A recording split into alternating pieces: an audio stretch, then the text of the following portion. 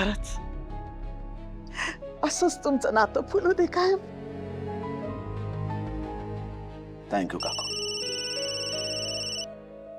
ते बघा फोन यायला सुरुवात. चला मला निघायला लागेल. हा हो हो निघालोय हो. कॉंग्रॅच्युलेशन्स. कशासाठी? स्वानंदी मॅडम वरनं डायरेक्ट स्वानंदी.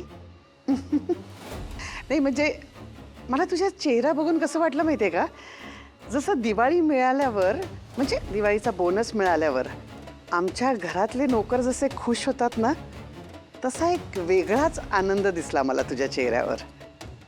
फक्त एक सल्ला देते, एवढ्यानी हुरळून जाऊ नकोस.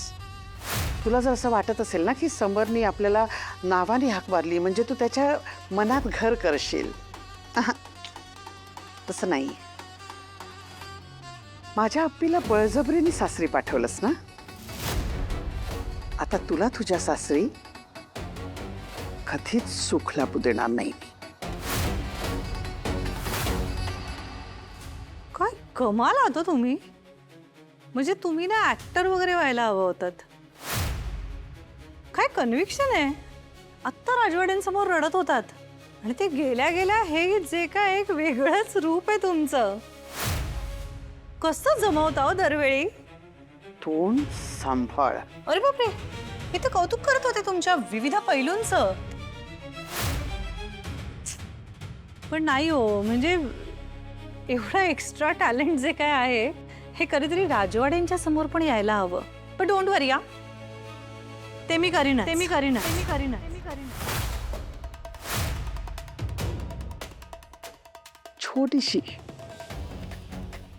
छोटीशी लढाई जिंकली की माणूस ना हवे तसा उडायला लागतो. तशी सेम तू उडतेस आता. पण नको जास्त उडू नकोस. तुझे पंख छाटायला वेळ नाही लागणार मला. बघितलंस ना आता, समर मला म्हणजे त्याच्या या काकूला आई मानतो. त्यामुळे तू कितीही प्रयत्न कर स्वानंदी, त्याच्या मनातलं माझं स्थान तू नाही हलवू शकणार.